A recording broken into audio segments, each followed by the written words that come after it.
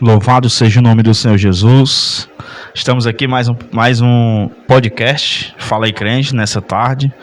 Louvado seja Deus. Hoje com a presença do nosso amado Pastor Messias, estamos aqui nessa tarde para dar continuidade, né, a esse podcast.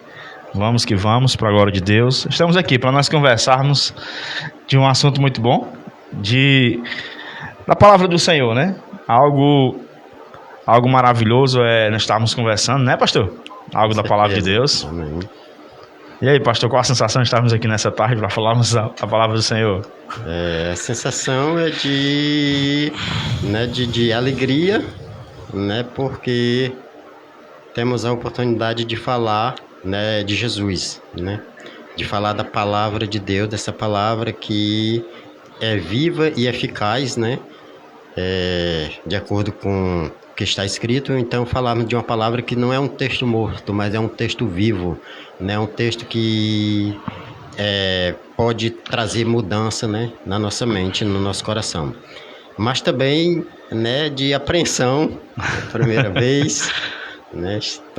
Para a gente, né, falar da palavra de Deus, temos que ter muita responsabilidade, né, sabedoria, né, e essa sabedoria, como nós estávamos falando antes de entrarmos no ar, né, a sabedoria que vem de Deus, né? Não estamos aqui, Alex, para expressar nenhuma sabedoria humana nossa, né? Não é para dizer que a gente sabe mais do que os outros, porque esse programa tem, né, esse podcast tem a ideia de trazer pessoas que sabem responder, que sabem de assunto. Não é nada disso, né? Eu acho que a visão mais é mostrar a palavra de Deus como palavra de Deus, né? O poder salvador de Jesus e a graça de Jesus Cristo que tem nos alcançado, né? É isso aí, pastor. O intuito do podcast, ele foi criado, né? Fala aí Crente. É algo já para a gente estar se expressando, né, da palavra de Deus. Aquilo que muitas das vezes a gente tem de falar, né? Vamos conversar, vamos bater um papo, falar algo do amor de Deus. Não é nenhuma disputa aqui, não, né, de não, quem não. sabe mais, né? Mas é falar aqueles que todos falam, né?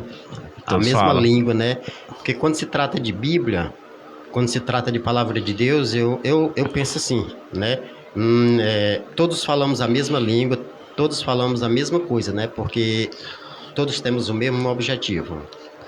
Louvado seja o nome do Senhor. Esse é o intuito, né? O intuito aqui não é de nós passarmos a tarde ou uma hora falando algo de nós, aquilo de mim mesmo, né? Não, o que nós devemos falar é algo da parte de Deus, aquilo que Deus fez nas nossas vidas, o seu poderio, aquilo que o Senhor é. Pastor, e hoje eu tô acordei com algo meio assim que eu fiquei pensativo, né?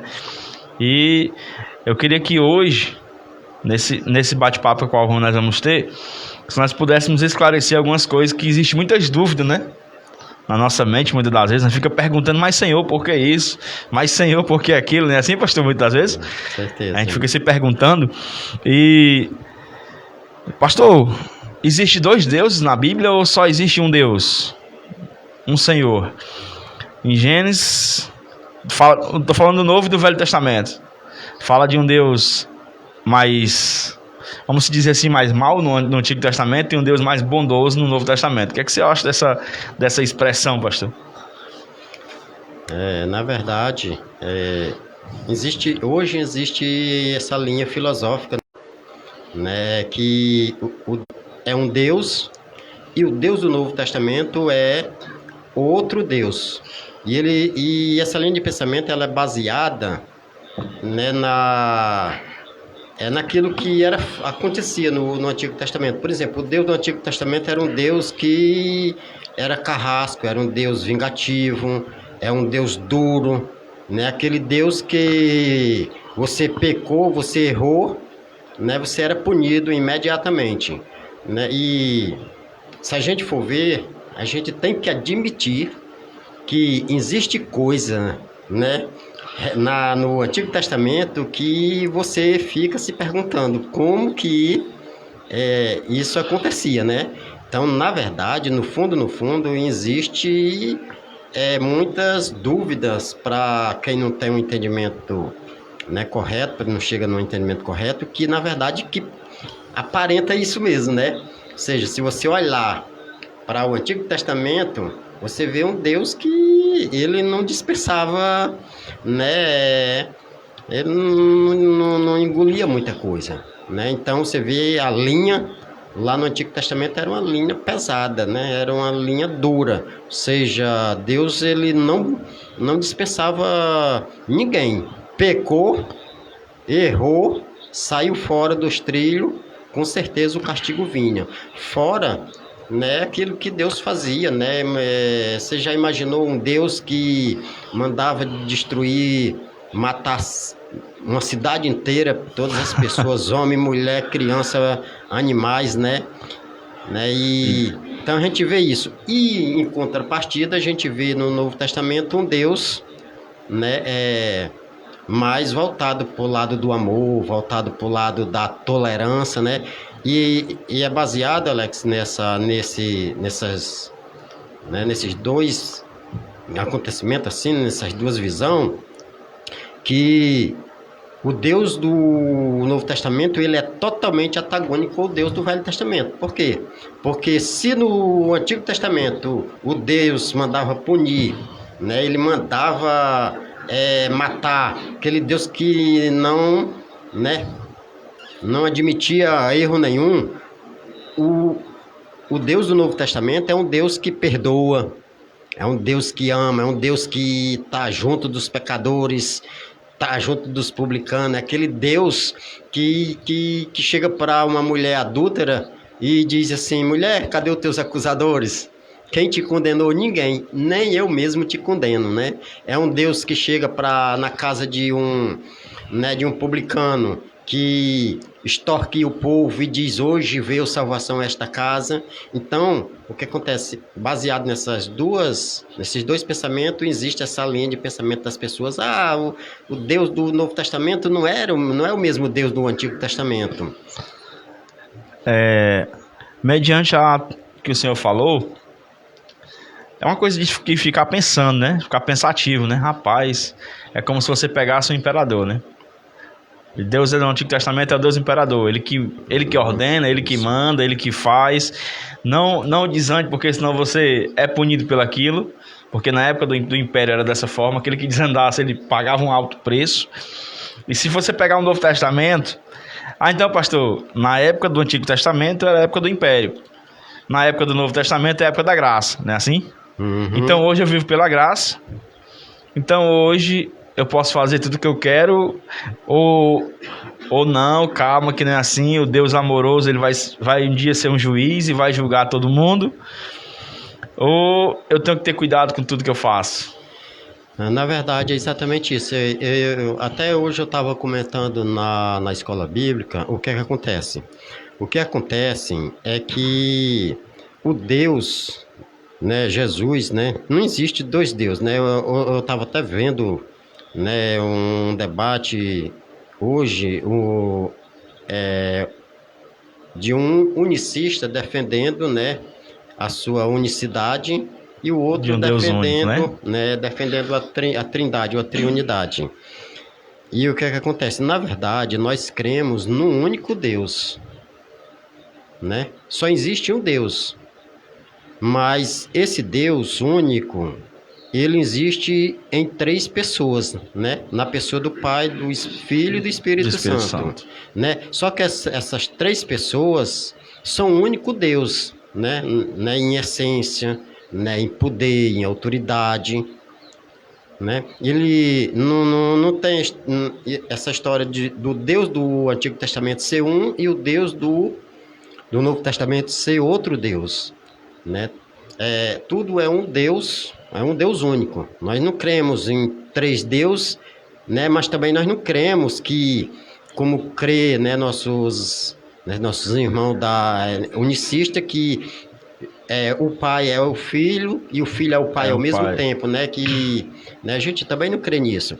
Então, o que acontece? O que acontece é que hoje não mudou nada. Se você ver, me parece que é na carta de Laodiceia.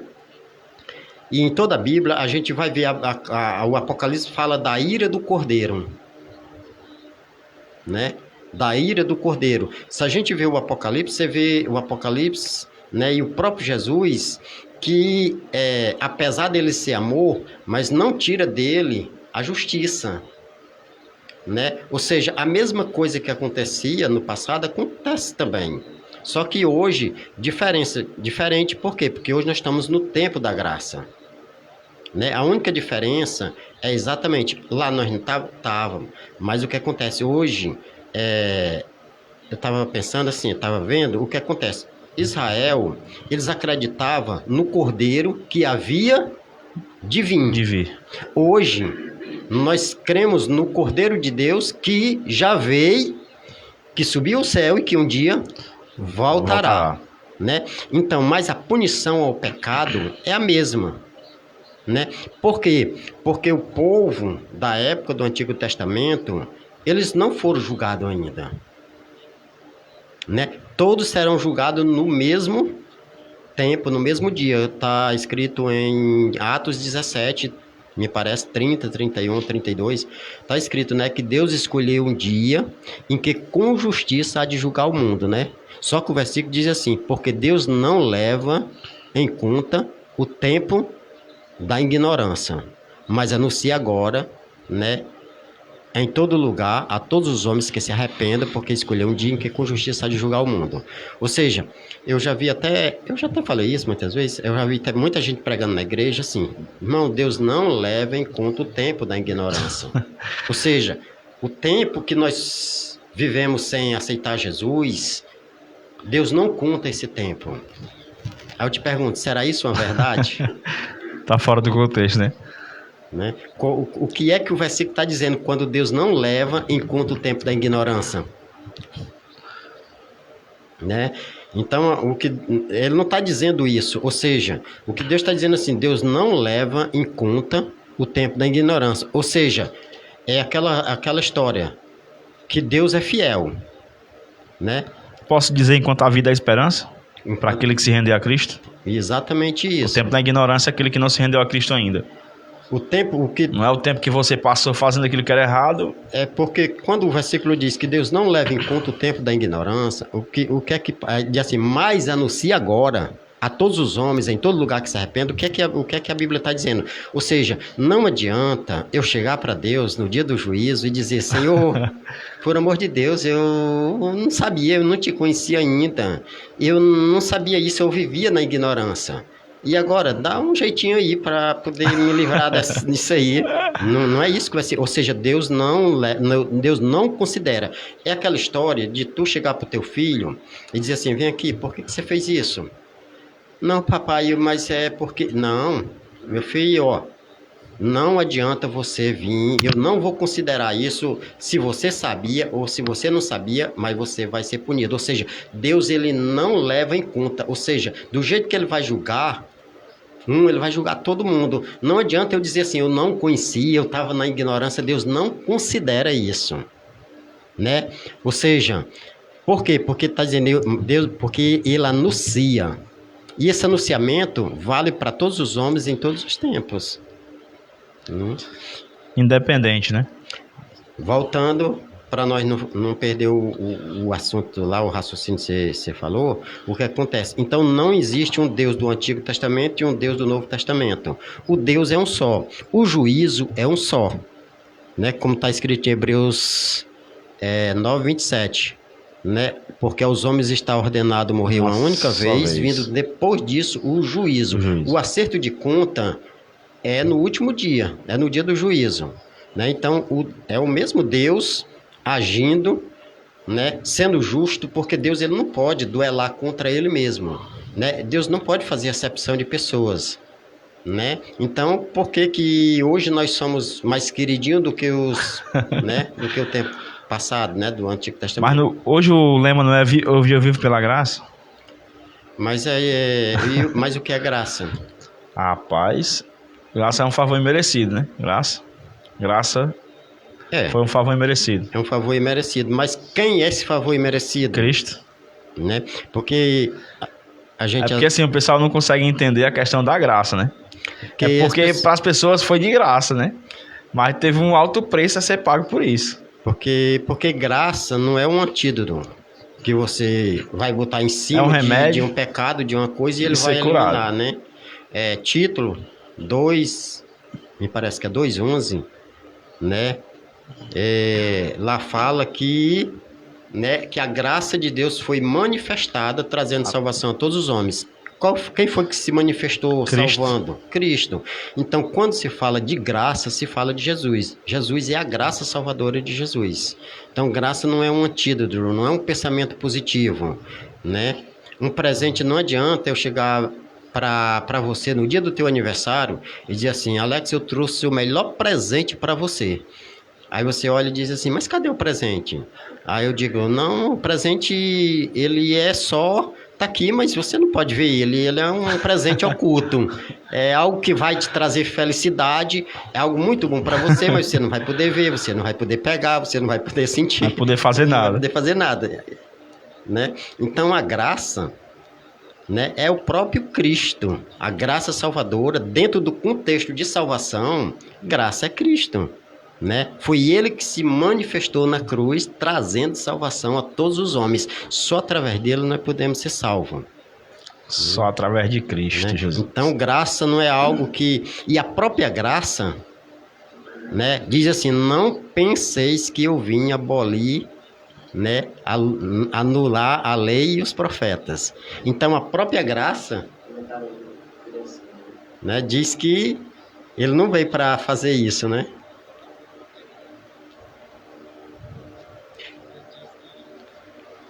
Louvado seja o nome do Senhor Jesus. Nosso amado irmão comentou aqui, né?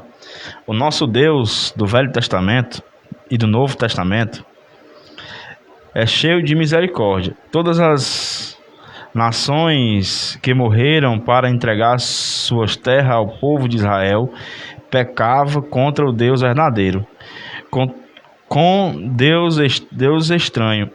Do Novo Testamento, a misericórdia continua. O tempo da vida é para arrependimento. Jesus é a graça para aceitar e obedecer. E ponto final.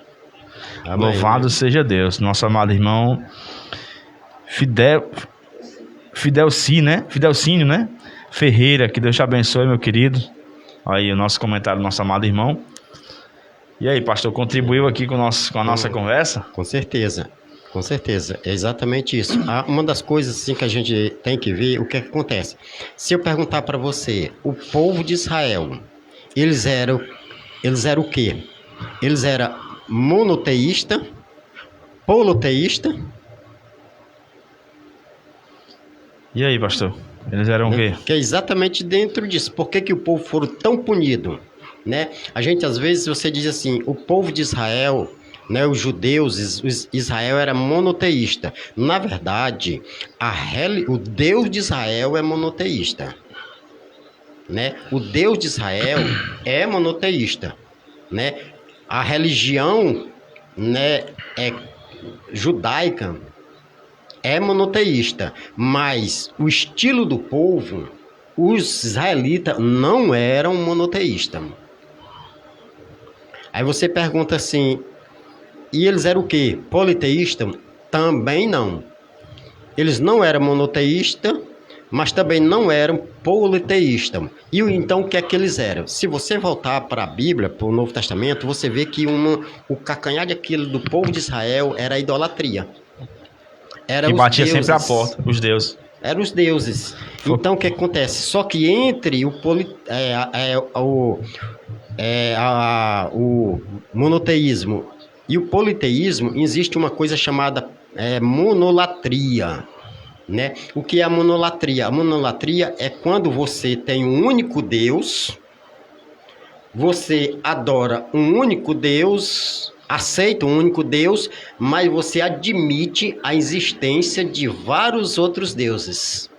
E você até cultua os outros deuses. Mas você tem um que você é seguidor dele, que você é fiel a ele, né? Então, o povo de Israel, você pode ver que eles eram muito isso, era monolatra, ou seja, eles admitiam que Deus de Israel era o único Deus verdadeiro, ele era só um Deus verdadeiro, mas admitia a existência de outros deuses e cultuava até isso. Você vê isso, tá no livro de Crônica, de Jeremias, né? Você vê, eu estava até te falando antes de entrar aqui no ar, né? Nós estávamos até comentando que eu estava vendo um artigo e em 2012 foi descoberto numa construção lá de uma estrada em Israel, foi descoberto um sítio arqueológico, né? E lá foi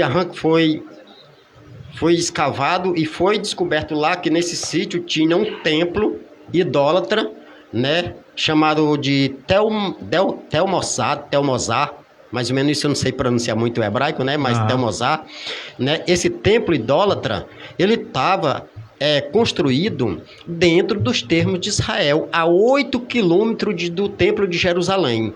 E eu estava vendo as datas, né? O que acontece? Esse templo, ele existiu paralelo ao Templo de Salomão. Ele existiu do ano 900 ao ano 600, ou seja, por 300 anos, esse templo idólatra, né, existiu paralelo ao Templo de Salomão a 8 quilômetros, dentro dos termos de Jerusalém, lá nos termos de Benjamim, de Judá, uma coisa assim. Eu não vi muito, porque eu estava vendo esse artigo, mas não li todo, né? Né? Mas eu vou ler ele todo para o que me chamou a atenção, né? Ou seja, como é que pode um templo idólatra paralelo ao templo, né, do Deus totalmente verdadeiro, oposto à cultura de Israel, totalmente oposto, né? E lá foi escavado. Será que era o próprio povo que fez? Né? E aí o que acontece? Eu estava vendo, tem até uma fotozinha lá no Facebook, não, no Google, lá de uma mulher com um cavalinho de barro na mão, né? Um cavalinho de barro na mão, e depois tem umas estátuas lá que foi arrancada, que essas estátuas, porque isso ainda está em processo lá, eu estava vendo isso, até hoje. O que acontece? Quando foram fazer uma estrada lá em Israel, e as máquinas começaram a escavar e descobriu esse sítio arqueológico, né? Tanto é que ele é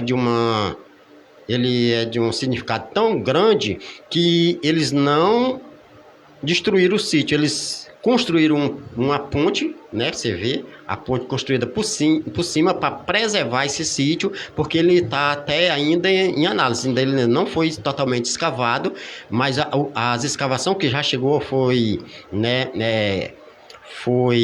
parece que foi parada agora, por não sei porquê, da pandemia, alguma coisa assim, e o que é que acontece? E lá tem, né, foi também, parece que apareceu a imagem lá da chamada deusa, né, é a imagem de Ashla, que é uma deusa, né, cananeia, que ela não tem perna, né? E sempre que aparece ela, aparece montada num cavalo, numa besta, num animal, né? Porque como ela não tinha perna, ela se deslocava montada. E essa imagem de Ashla, hoje é comprovado arqueologicamente que é uma das deusas mais encontradas nas tribos do povo de Israel antes do cativeiro babilônico. O povo era foda. Ou seja, então o povo de Israel não era esse povo monoteísta como a gente imaginava que eles fossem, né? Ou seja, eles cultuavam a Deus, né? Aceitava que Deus era o único Deus, mas eles admitiam a existência de outros deuses e até cultuavam eles. Se você vê, me parece que não sei se é 2 Crônica 23:9, uma coisa assim, que fala que os sacerdotes, eles pegaram os pão sem fermento, que era comido no templo, só podia ser comido pelo sacerdote lá no templo. E o que era que o sacerdote estava fazendo? Eles estavam pegando os pão, asmo, e entrando lá para o meio do povo e comendo o pão fora do templo, né? Então, deixa entender que parece que o sacerdote estava lá.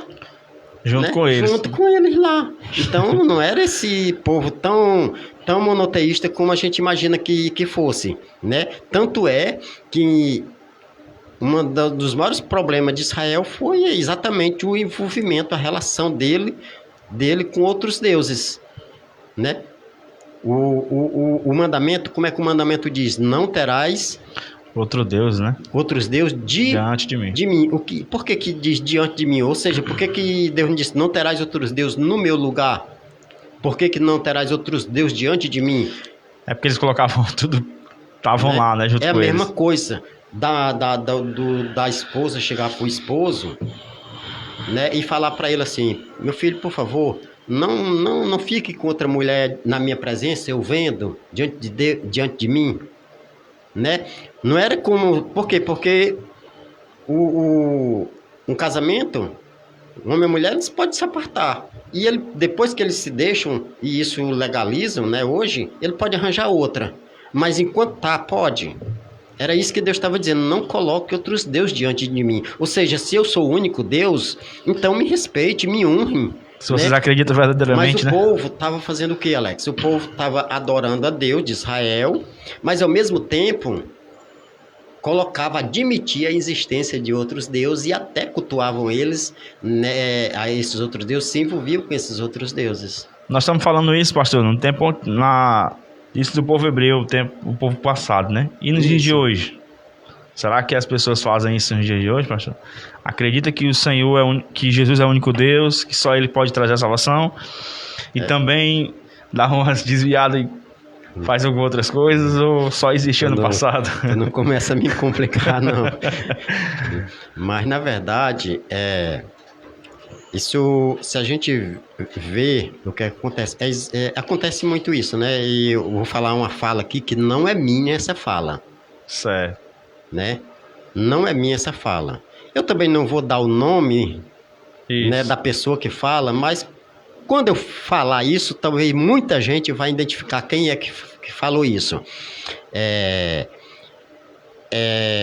Existe uma pessoa que fala isso nas suas lives, nos seus programas. Eu admiro muito essa pessoa. E ele falou que a igreja hoje ela é como supermercado ou como banco. Ou seja, o que é que acontece?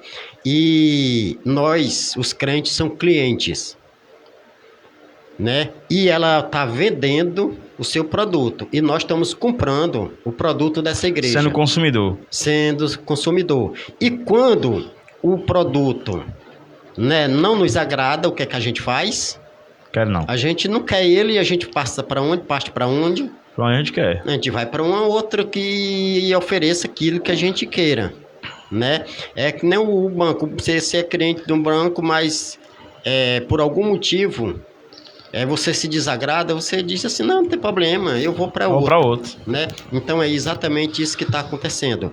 Hoje eu falei também na escola bíblica, comentei, né, nos meus humildes comentários, né, que o que é que acontece, né? Até o Diácono Gil estava lá, estava vendo o que é que acontece. O que acontece é que a gente acha que milagre é prova de sustentar a fé, de sustentar a crença,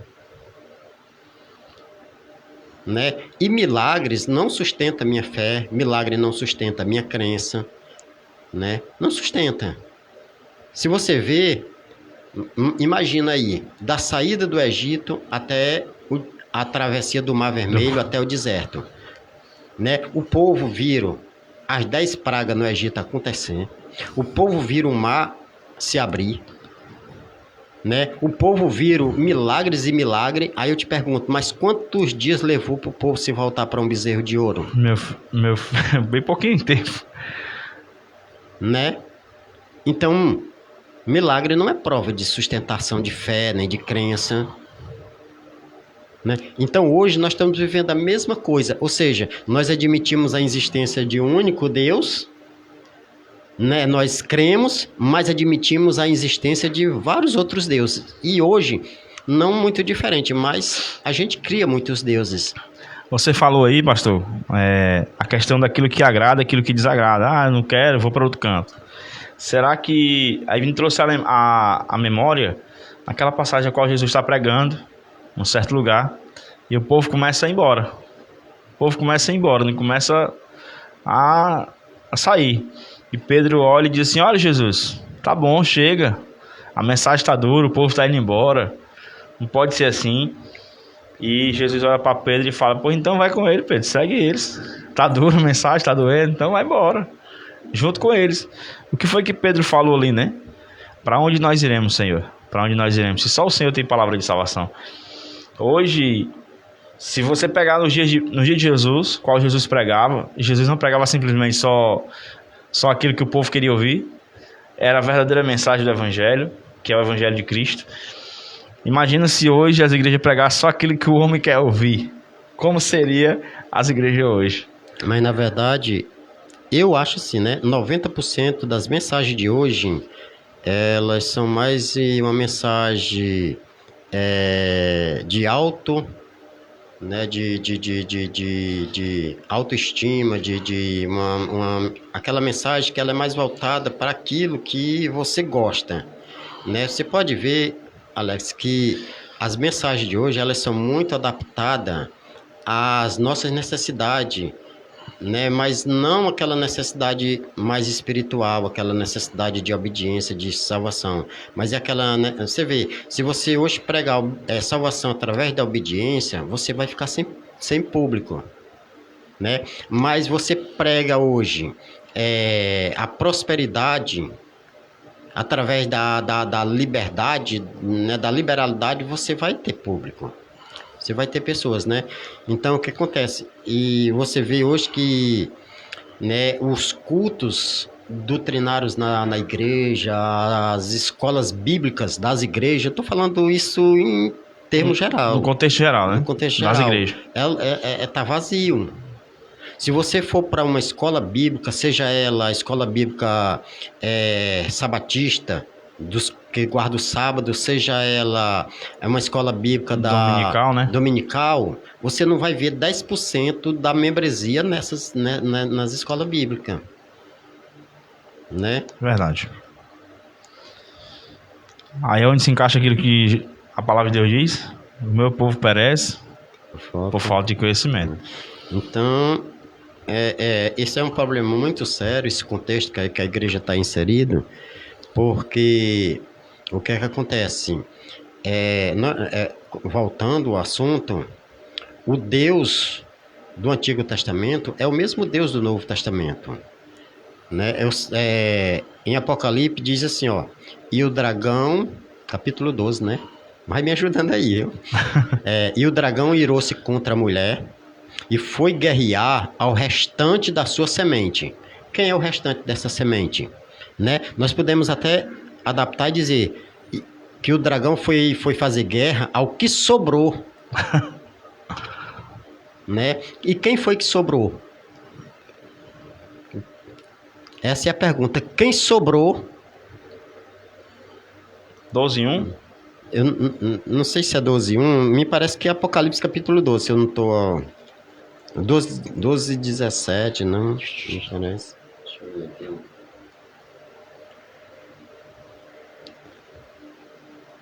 E o dragão, capítulo 12, versículo 17.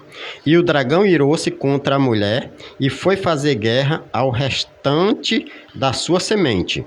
Quem são os restantes dessa semente? Quem foi que sobrou dessa semente? Quem foi que sobrou? Ele responde embaixo, né?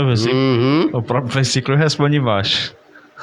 Os que guardam os mandamentos de Deus e tem o testemunho de Cristo, Jesus Cristo. Só que no original os que permanecem fiéis a Jesus, né? Então, você vê que aqui é o que sobra. Então, quem é que vai ser salvo? Os remanescentes. Aqueles que permanecem firmes, né? É os que sobrarem, né? É os que sobrarem. né? E o dragão, sim, ele foi guerrear exatamente contra quem sobra. E quem foi que sobrou? Os fiéis a Cristo, os fiéis à palavra, os que guardam os mandamentos, né, de Deus e tem o testemunho de Jesus. Quero ressaltar que mandamentos de Deus não inclui só a lei, só os 10 mandamentos. Mandamento de Deus é o que está na palavra de Deus, todas as ordens de Deus, de Gênesis a Apocalipse, para nós cumprir, para nós obedecer. Né? Porque às vezes nós queremos achar que quando a Bíblia fala de mandamento, está restrita apenas os 10 mandamentos de Êxodo 20, né, do 1 ao versículo 17. Isso não é verdade. Quando a Bíblia fala de mandamento, ela fala de de todas as ordens, né, que vem de Deus para nós obedecer. Por exemplo, pregar o evangelho é um mandamento. É um mandamento. Amar é um mandamento. Por que amar é um mandamento? Porque o amar não é algo da minha própria vontade. É falar ou amar? É só falar eu amo. Não amar não é uma decisão involuntária. Amar é uma decisão voluntária. Eu amo porque eu decido amar. E é mandamento. É mandamento. Né? Então, mandamento não é só guardar o sábado. Mandamento não é só não matar pai e mãe, não honrar pai e mãe. Mandamento não é só adulterar. Mandamento, né? Amar é mandamento. Pregar o evangelho é mandamento. Né? Perdoar é mandamento. Né? Então, quando o texto fala os que guardam os mandamentos de Deus, mesmo que esteja dentro desse contexto da lei, mas também no meu ponto de vista, né, abrange outras coisas também. Abrange todas as ordens de Deus. Eu acredito nisso. É isso aí. Nossa amada irmã Rosilda Luna, né, perguntou se era o pastor Messias mesmo que estava aqui. É sim, minha irmã, é o pastor Messias, viu? Nosso amado pastor Jonas colocou assim: não perdi uma oportunidade de se prostituir com os outros deuses, né? O povo de Israel, na época do passado. Pastor Jonas contribuindo aí para esse podcast em nome de Jesus. E aí, pastor? Onde menciona Jesus no Antigo Testamento? Gênesis, no princípio, na criação. Onde Cristo ele se encaixa no decorrer da história de Gênesis, do Antigo Testamento? Porque o pessoal fala que nós vivemos hoje pela graça. Será que na época do Antigo Testamento existia graça ou não? Era só a parte da criação. O povo vivia ali era olho por olho e dente por dente, aquele que... E aí, pastor? Nós podemos até voltar, pegar, deixa eu ver se eu encontro aqui, a questão, nós estávamos falando do Deus do Antigo Testamento e do Deus do Novo Testamento. Mas aí eu te pergunto, se a gente perguntar, então quem era o Deus do Antigo Testamento? Era o Deus Pai. Deus Pai. E o Deus do Novo Testamento? Deus Filho. Deus Filho, né? Yahvé, Jesus, né? Yahweh, Yahusha, né? Como estão dizendo por aí que o nome de Deus não é nome de Deus é Yahweh, né? E o nome de Jesus é Jesus Yahusha. Não tem na Bíblia, Jesus, né? No original. Não tem nada a ver com isso. Mas vamos ver. Então será que nós encontramos Jesus no Antigo Testamento? Onde é que eu vou encontrar Jesus no Antigo Testamento? Diga aí, pastor. Colossenses, Não, vamos lá, lê aí Gênesis capítulo 1, versículo 1. Versículo 1. Capítulo 1. No princípio criou Deus o céu e a terra era sem forma e vazia, e havia trevas sobre a face do abismo, e o Espírito de Deus se movia sobre a face das águas. Pronto. Aí eu te pergunto, você consegue ver Jesus nesse versículo? Se existe um só Deus, um só Criador. Um dia que você vai encontrar Jesus nesse versículo. E que princípio era isso aí? Porque a gente acha que princípio aí É o primeiro dia, certo? É o começo. é o começo de tudo. Quando começou tudo, né? É o tempo começou a ser contado a partir desse princípio. Do princípio. Né? E onde é que estava Jesus aí? Mas isso é interessante, né? No princípio criou Deus os céus e a terra, né? No original tá Bereshit bara Elohim, né? No princípio criou Deus.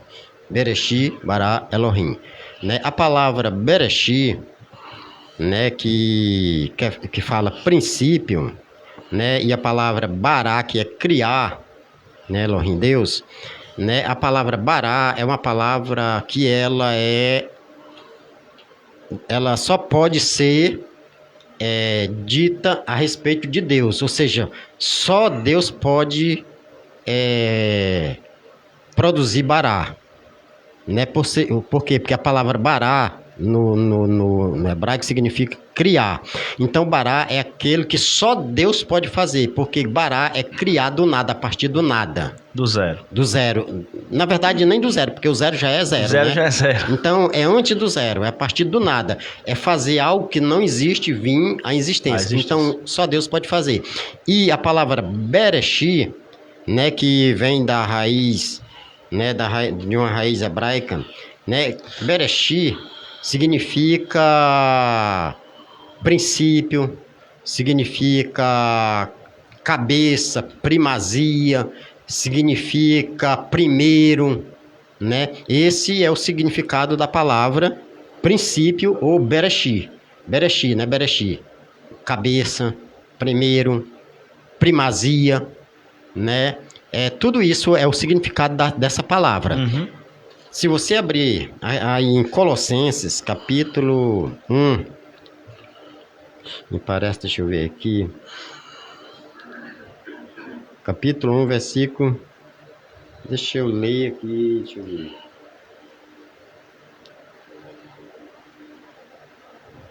Versículo, vou ler do versículo 15 aqui, para nós entender aqui, ó. O qual, falando de Jesus, o qual é imagem do Deus invisível, o primogênito de toda a criação, porque nele foram criadas todas as coisas que há nos céus e na terra, visível e invisível, seja trono, seja dominação, seja principado, seja potestade, tudo foi criado por ele e para ele. Ele é antes de todas as coisas, e todas as coisas subsistem por ele. Ele é a cabeça, Bereshit, do corpo, da igreja, o princípio, Bereshit, o primogênito, Bereshit, dentre os mortos, para que em tudo tenha a preeminência, o Bereshit, né? A primazia também. Porque foi do agrado do Pai que toda plenitude nele habitasse. Então, você vê que quando o Gênesis fala no princípio, né, que a palavra Bereshit,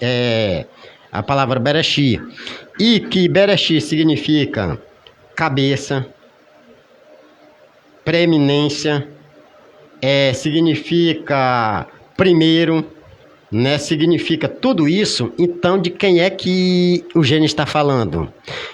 Ele é o que? O princípio da criação de Deus. No princípio criou Deus. João, falando no Evangelho de João, versículo 1, diz que todas as coisas foi criada por ele e para ele. Então, princípio aqui não é o tempo. Princípio é Cristo. Jesus é o princípio da criação. Quando a Bíblia diz, no princípio criou Deus, ou seja, em Cristo, todas as coisas foram criadas. Então, princípio aqui é Cristo. Cristo onde é o Deus do Antigo Testamento, é o mesmo Deus do Novo Testamento. Na verdade, eu estou falando no Velho Testamento e Novo Testamento por uma questão técnica. Eu não gosto dessa palavra Velho Testamento, até porque não existe essa palavra. Existe a Bíblia primeiro é única, né? E Segundo Testamento. O Primeiro Testamento, né? E o Segundo Testamento, né? O Primeiro Testamento era uma forma didática do povo ensinar, né, Israel. O Novo Testamento é a forma didática de Deus, né, ensinar a todas as nações, povo, gentil, judeu e tudo sem né, diferença.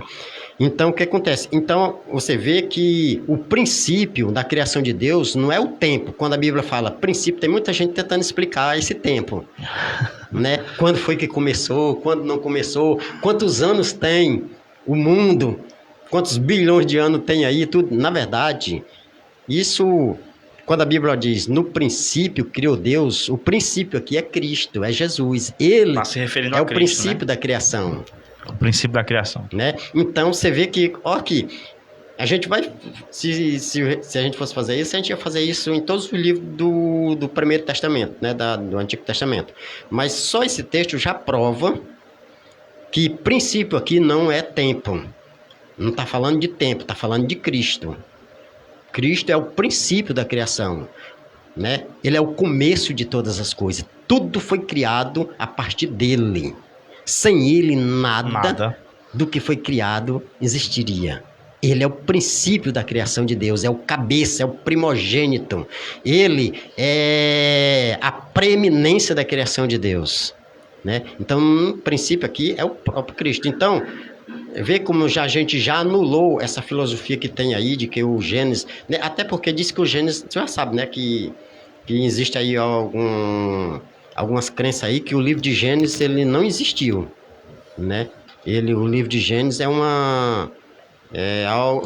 na verdade ele não existe, foi colocado, ou seja, o Gênesis nunca existiu, mas aí é um problema, né? Você dizer que o Gênesis não existiu, né? Se o Gênesis não existiu, se o livro de Gênesis, se a história de Gênesis é fictícia, não existe, então o pecado também não existe, né? Se o pecado não existe, então não existe condenação. Se não existe condenação, né? Eu te pergunto, para que Jesus Cristo veio fazer aqui? Para que ele veio morrer? Né? Então, se nós anular o livro de Gênesis, nós anulamos toda a Bíblia. Né? Nós anulamos toda a cristandade, toda a crença em Deus. Nós estamos aqui de bobo. Verdade. Serviço de tolo. Serviço de tolo. Louvado seja o nome do Senhor Jesus, né? Rapaz, a hora passa rápido, viu, Diácono Gildo? Ligeiro, né, pastor? Já são 6 horas. Nosso podcast ele tá firmado para nós finalizarmos às 18 horas, 6 horas. Logo mais às 19 nós temos um compromisso na igreja também. E, cara, quanto mais a gente fala, mais assunto vem, né, pastor? Parece que a mente abre ali, Parece que abre um leque, né, da mente. E eu tremo mais. E assim, a gente só tem que agradecer a Deus por tudo que o Senhor faz, por tudo que Deus tem feito nas nossas vidas. E será que mediante a essa tarde ainda existe alguma dúvida que é dois deuses, é um Deus mau, um Deus bom, ou existe só um Senhor, ao qual Ele é dono de todas as coisas, Ele que ordena, Ele que faz, né? Nós vimos na passagem que foi lida, a qual Cristo também está lá no Antigo Testamento, se revelando no Antigo Testamento. E assim, nós só temos que agradecer a Deus, porque Deus, Ele... Tudo está no seu controle, né, pastor? Tudo está no seu domínio. O homem, ele tenta, de uma forma ou de outra, muitas das vezes, querer fazer algo, mas não consegue, porque Deus, é Ele quem rege, é Ele quem manda. E assim, pastor, muito grato a Deus pela sua participação nessa tarde, né? Nós pretendemos, né? Pastor Jonas está aí nos acompanhando aí na live. Se prepare aí, pastor Jonas. Vai ser eu, você e o pastor Messias aqui no programa aí. Em nome de Jesus, vamos marcar uma data para a gente estar juntos, né, fazendo esse programa para a glória de Deus. Pastor, mais alguma coisa? Se quiser falar, pastor, pode ficar à vontade, viu? Não, só queria fechar e dizer que o Deus, né, do Novo Testamento, né, ele diz aqui na carta escrita à igreja de Laodiceia, ele diz assim, né, eu repreendo e castigo a todos quanto amo. Sê, pois, zeloso e arrepende-te. Eis que estou à porta e bato. Se alguém ouvir a minha voz e abrir a porta, entrarei até ele, e com ele cearei, e ele comigo. Ao que vencer, lhe concederei que se assente comigo no meu trono, assim como eu venci e me assentei com meu Pai no seu trono. Quem tem ouvido, ouça o que o Espírito diz às igrejas. Então, você vê que o Apocalipse, ele fala, né, que Deus, o Deus do Novo Testamento, ele castiga do mesmo jeito. Do mesmo jeito. Né? Ou seja, só que a gente tem que ver que o castigo de Deus não é o castigo do homem. É não diferente, é aquele castigo, né? Não é aquilo que eu tenho raiva de você, eu entro num conflito com você e eu tento, por todos os meios, te destruir. Né? Isso não é verdade. Então, a ira de Deus, né? A visão de Deus é o pecado, é o mal. Né? Deus não tem em mente em castigar ninguém, pelo contrário, ele quer salvar a todas as pessoas, até que ele diz assim, eu repreendo e castigo a todos quanto amo.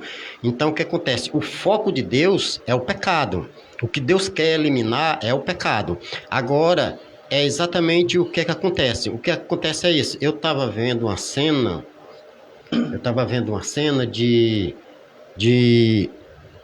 um policial, um grupo de policial, eles pegaram uma pessoa que estava com refém, né? E o que acontece? E o policial estava tentando negociar com aquele refém, né? E você vira, aconteceu aqui no Brasil, eu só não estou lembrando, foi a época, e o policial estava tentando negociar, e o que foi que aconteceu? E trouxeram um atirador de elite, porque o cara não... né? Todas as negociações se frustraram, e trouxeram um atirador de elite, e o atirador, para atirar, né? No cara lá, para livrar o refém. Mas o que foi que aconteceu? Quando ele atira... infelizmente, me parece que foi até uma mulher, e me parece, eu não estou bem familiarizado, mas me parece que foi isso que aconteceu em São Paulo, mas ela era aqui de Fortaleza. Só que o atirador atirou e pegou na mulher, na pessoa lá, e matou o refém, né? Só que pegou no cara também, né? Morreu os dois, né? Porque com certeza depois ele tinha que matar. Agora eu te pergunto, o alvo do atirador era o refém? Não. Não era. Era o bandido, né? Então, é exatamente isso. O alvo de Deus é o pecado. Mas por que nós, às vezes, somos bombardeados? É exatamente por causa disso. É porque, às vezes, Alex, nós estamos tão impregnados no pecado, ele faz tanta parte da nossa vida, sabe, dos nossos conceitos, e sabe, a nossa tendência pecaminosa, a nossa natureza pecaminosa, ela é tão grande, tão perigosa de um jeito, que às vezes nós estamos tão grudados ao pecado, que quando Deus vai destruir o pecado, acaba nos atingindo. Mas esse não é o foco de Deus.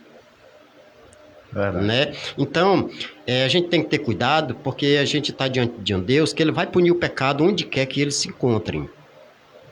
Né? É um Deus que ele vai punir. Um dia Deus vai eliminar o pecado. E com ele todos os ímpios. Né? Aqueles que deliberadamente pecaram, erraram. Aqueles que não querem largar, que não aceitam o amor desse Deus. Agora, antes de tudo, Deus é amor. Deus é amor. Só ele é amor. É o Deus, ele é amor em todos os tempos. Deus já inicia amando. Verdade. Né? Às vezes eu penso, você sabe quando é que Deus sentiu o peso do nosso pecado? Quando ele nos formou. Quando ele terminou de criar, de formar Adão, né? Ele já sabia tudo que ia passar por ele. Deus, quando ele cria Adão, já com isso em mente, lembra do cordeiro que foi morto antes da fundação do mundo? Né? Dentro dessa simbologia, Jesus já morreu por nós antes que nós existisse, antes que qualquer coisa existisse, porque na onisciência de Deus, ele já sabia tudo que ia acontecer. Né? Então, a morte de Cristo na cruz não foi o plano B, porque o plano A deu errado, não. Ali foi um projeto de Deus, arquitetado por Deus, né? Ali já estava tudo organizado por Deus, né? Então ele já morreu lá. É a mesma coisa, né? Você, de uma pessoa... Eu posso falar de um assunto aqui para encerrar? Pode, falei para nós Né? E eu encerrar. quero lhe pedir perdão até por isso, né? Por exemplo, o seu filhinho que ele nasceu com Isso. um problema... Visão monocular do olho esquerdo. Exatamente. Mas eu te pergunto, quando foi que você soube que ele tinha esse problema? Só depois que ele nasceu? Só depois que ele Só nasceu. depois que ele nasceu. Né? Mas imagina se tu tivesse feito uma ultrassonografia e antes do nascimento você tivesse percebido que ele ia nascer monocular. Eu te pergunto, qual era o teu sentimento em relação a ele? Mudaria alguma coisa? Não. Não mudaria. E se você dissesse assim, mesmo que ele vá enfrentar algumas coisas, que eu vou ter que enfrentar algumas coisas por ele, você estava ou não estava disposto a fazer isso? Sim. Estava, né? Então, quando Deus cria Adão, ele sabia que Adão ia pecar. Mas ele disse assim, ali ele já se entregou. Ele já sabia que ele ia morrer, que era o único meio de salvar, É forte, viu? né? Ele já sabia de tudo. Então, só que a gente não vê essa ideia que Deus vai passar a mão na cabeça das Vai não. pessoas, porque isso não vai acontecer, né? A Bíblia fala de um Deus que se ira, um Deus que vai vingar o pecado, que vai vingar a impiedade, ela se encontre onde quer que ela se encontre. Então nós estamos diante de um Deus que ama, mas de um Deus que pune, de um Deus que salva, mas de um Deus também que condena. Não que ele condene por si, né? Mas que ele executa a condenação. Porque a pessoa já escolheu a isso, né? Então, verdade. Então só temos um escape, né?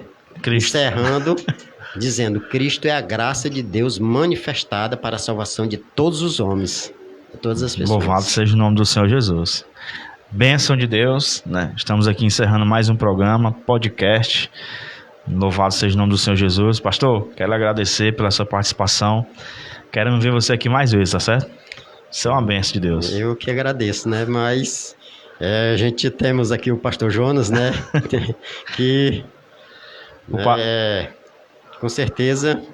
E eu estou aqui, graças a Deus, eu agradeço por estar aqui, né? Pela misericórdia do Senhor. Mas, né, com certeza... Se preocupe não que essa cadeira já é sua. O anfitrião é o nosso pastor, porque ele está credenciado. O pastor Jonas, ele tem um programa de quinta-feira, né? Pastor Jonas e o nosso amado diácono Gildo. Aí o nosso amado pastor Messias vai ser cadeira cativa aqui agora todos os sábados. A gente vai estar sempre convidando ele na medida do possível que ele puder estar junto com a gente. Será uma honra, pastor, ter com você junto com a gente, tá certo? Pessoal, que Deus abençoe a vida de vocês, tá bom? Muito grato a Deus por esse programa. E eu acredito que a sua mente ela foi aberta para mais algumas coisas. Eu creio que, né, mediante ao ensinamento que nós temos aqui nessa tarde, esse bate-papo, essa conversa descontraente, a qual nós falamos do poderio de Deus, a qual só o Senhor pode fazer e ninguém mais, né? Aquilo que foi pra gente fazer, a gente faz, tiver o nosso alcance, mas aquilo que tiver o alcance de Deus, Ele irá fazer, né? E só bastamos crer e acreditar que o Senhor Ele é Deus de todas as coisas. Amém? Muito grato a Deus, que Deus te abençoe, em nome de Jesus. Amém.